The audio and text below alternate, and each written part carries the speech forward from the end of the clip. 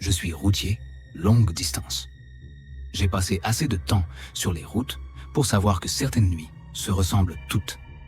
Des kilomètres de bitume, du vide à perte de vue, et le ciel constellé d'étoiles pour seul compagnon. Ce soir-là, j'étais en train de boucler l'avant-dernière livraison d'une boucle inter-État. Je n'avais qu'une idée en tête. Finir au plus vite et rentrer chez moi. La route me faisait traverser une de ces autoroutes désertiques où il n'y a rien. Pas de ville, pas de station-service, pas même une lueur à l'horizon. Juste une bande de goudron qui fend le désert noir et silencieux. C'est dans ce décor que je l'ai aperçu pour la première fois. Un SUV sombre dans mon rétro. Il ne roulait pas collé à ma remorque, non.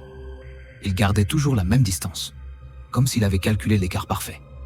Peu importe si j'accélérais ou ralentissais, il s'adaptait. 30, 40 minutes à rester là, à flotter dans mon champ de vision, sans jamais tenter de dépasser. Comme s'il attendait. Au début, j'ai cru à un conducteur nerveux, trop prudent pour doubler un poids lourd de nuit. Mais après avoir traversé plusieurs zones de dépassement, j'ai compris que ce n'était pas ça. Et même si je brûlais d'envie de savoir ce qu'il cherchait, je devais rester concentré sur ma livraison.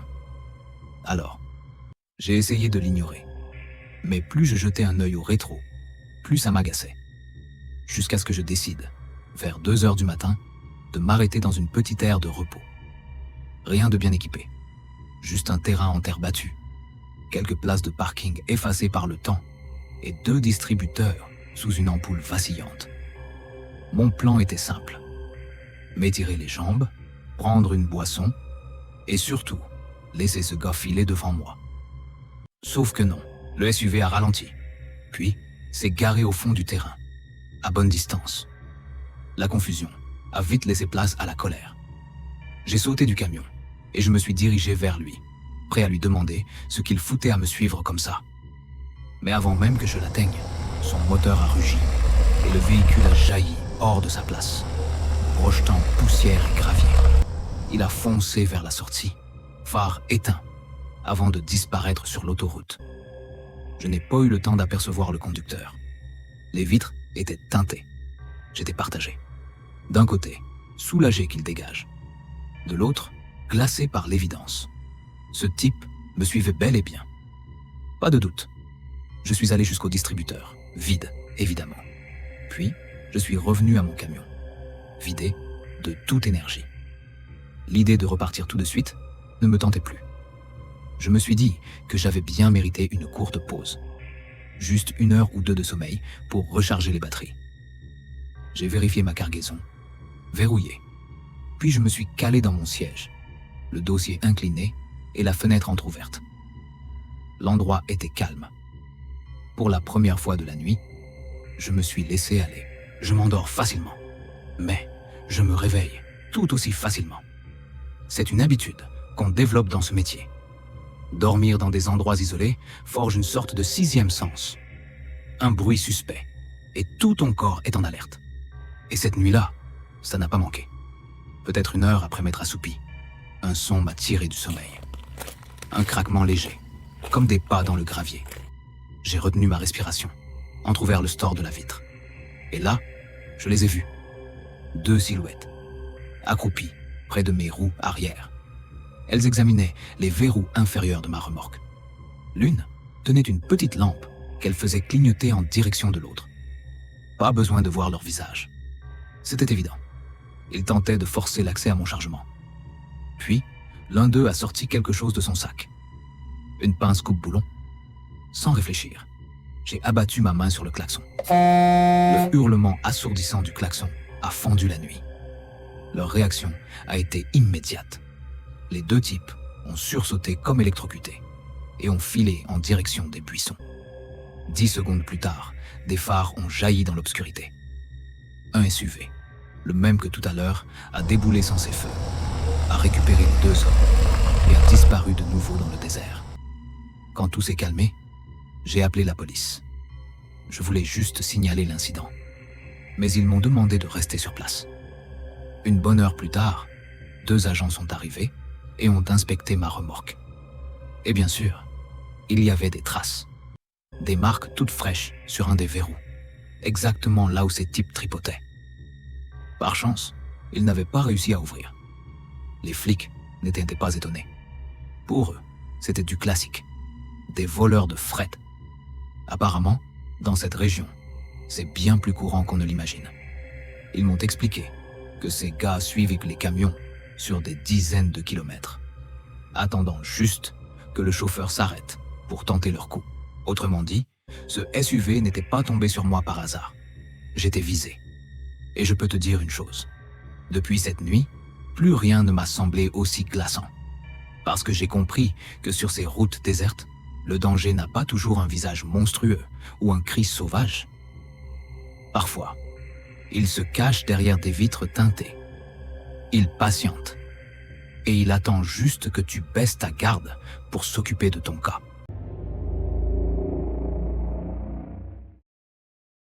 Il n'y a rien de mieux qu'une virée de nuit, surtout en plein été. Imagine ça, les vitres ouvertes, l'air tiède qui s'engouffre dans l'habitacle et la route noire qui s'étend à perte de vue. Chez moi, les autoroutes sont désertes la nuit. Pas de circulation, pas de flics. C'est presque comme si elles m'appartenaient. Et avec la BMW M3 de mon père, j'avais l'impression de dominer chaque mètre de bitume. Je ne roule pas comme un fou, mais parfois, j'aime tester ce que l'ingénierie allemande a dans le ventre. Cette nuit-là, j'étais dans cet état d'esprit. Pas de musique, pas de passagers. Juste moi, le bruit du moteur et le souffle du vent. J'étais libre, vraiment libre. Puis, sans trop savoir pourquoi, j'ai ressenti cette impulsion soudaine. Une envie irrésistible de quitter l'autoroute et de m'engager sur des petites routes isolées. C'était presque animal, comme un besoin que je ne pouvais pas ignorer. Alors, j'ai pris la prochaine sortie et je me suis retrouvé à zigzaguer dans un réseau de routes de campagne, étroites, sinueuses, parfaites pour tester la tenue de route. Tout allait bien, jusqu'à ce que mes phares accrochent quelque chose qui m'a forcé à freiner, à m'en arracher les cervicales. Un caddie, un banal chariot de supermarché, planté en plein milieu de la route. J'ai mis mes warnings, garé la voiture, et je suis sorti. L'air était lourd, bourdonnant d'insectes, et le seul bruit, à part ma respiration, était le tic-tic métallique du moteur qui refroidissait. Le chariot était vide, rien dedans, rien d'inhabituel, en apparence. Mais c'était trop étrange pour être anodin. Minuit passé, perdu au milieu de nulle part, et un caddie surgit de nulle part pour m'attendre pile au milieu de la route. J'allais retourner à ma voiture, persuadé qu'il valait mieux ne pas traîner, quand mes yeux ont capté un mouvement. Deux silhouettes venaient de jaillir du champ bordant la route. Elles fonçaient droit sur moi. Mon cerveau a mis 1 seconde à comprendre, et en 1 seconde, j'ai choisi fuir ou mourir. J'ai sprinté vers la BMW, j'ai bondi dans le siège et j'ai démarré. Le premier s'est arrêté net, à quelques mètres. Mais le deuxième, il a frappé ma portière passager de plein fouet. Un choc sec, violent, comme si ma voiture n'existait pas. Et là, nos regards se sont croisés. Ses yeux étaient injectés de sang noir autour des pupilles. Son visage maculé de terre, de sang séché, ou peut-être autre chose. Ses vêtements étaient déchirés, comme s'il s'était arraché des barbelés. Sa respiration était sifflante, presque inhumaine. Et surtout, il ne ressentait rien. Pas de douleur, pas de peur, juste ce regard vide et glacé qui m'a paralysé. Puis il a commencé à tirer sur la poignée de la portière. Il voulait entrer. C'est là que je me suis réveillé de ma torpeur. J'ai braqué, contourné le caddie, et j'ai fui. J'ai roulé sans réfléchir, sans m'arrêter, les mains crispées sur le volant, le souffle bloqué.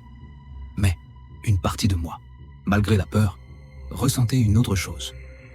Une impression plus terrifiante encore. Et si ce n'était pas un piège de marginaux, comme je voulais le croire? Et si ce que j'avais vu n'avait rien d'humain? En rentrant, je me suis arrêté pour inspecter la voiture. La portière était couverte de sang.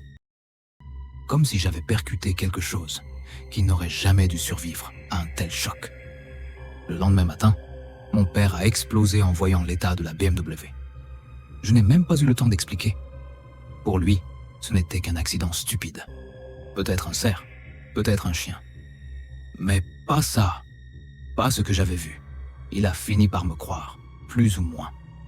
Mais seulement après que j'ai nettoyé la voiture, comme si effacer le sang allait aussi effacer ce qui s'était passé.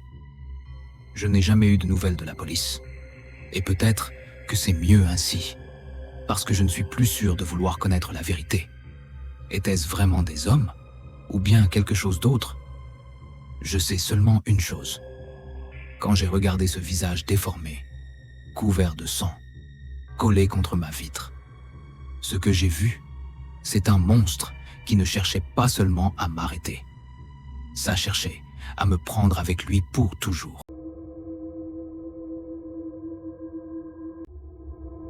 Je vais vous raconter quelque chose que je n'ai jamais pu expliquer. C'est sans doute l'expérience la plus étrange et la plus terrifiante de toute ma vie. Je bosse tard dans un vieux bar de campagne miteux à une bonne demi-heure de chez moi. Pas vraiment parce que j'aime ça, mais quand on vit dans un coin perdu, on prend le travail qu'on trouve. La plupart du temps, mes soirées se ressemblent toutes. Je sers des verres, j'échange quelques mots avec les habitués, je ferme le bar et je reprends ma voiture pour rentrer. Rien d'inhabituel. Mais cette nuit-là, quelque chose m'attendait sur le chemin du retour. La route qui mène chez moi n'est qu'un enchaînement de virages étroits à travers les champs et les bois. La nuit, il n'y a presque pas de circulation, pas de lampadaire, pas de bruit, juste la route, le noir et moi. J'ai toujours trouvé ça apaisant, comme une sorte de sas de décompression après une longue soirée. Sauf que ce soir-là, le brouillard est tombé d'un coup, épais, étouffant, presque surnaturel.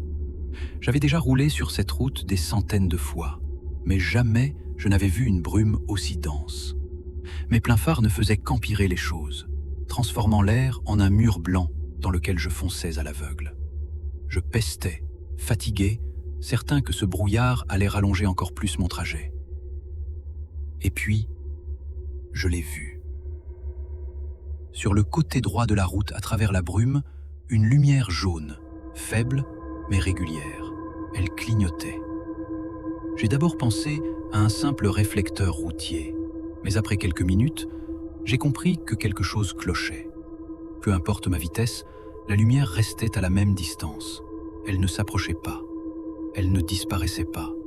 Elle m'accompagnait. C'est là que j'ai commencé à sentir ce malaise, cette boule dans le ventre que rien n'explique. J'ai ralenti pour voir si la lumière continuerait son chemin.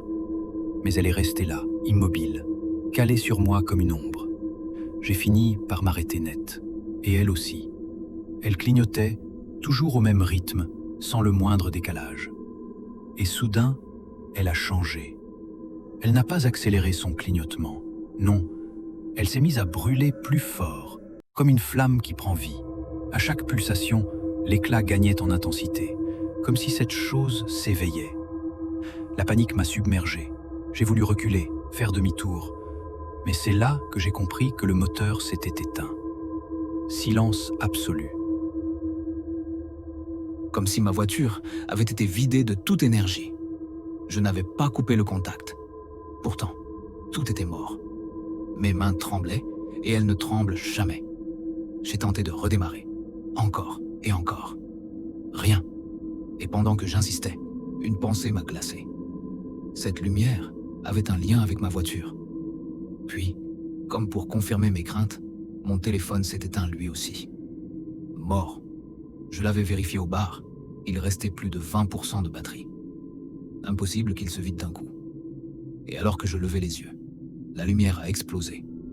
Un flash aveuglant, blanc, brûlant, comme si une étoile venait d'exploser devant moi. J'ai plaqué mes bras contre mon visage, incapable de supporter l'intensité.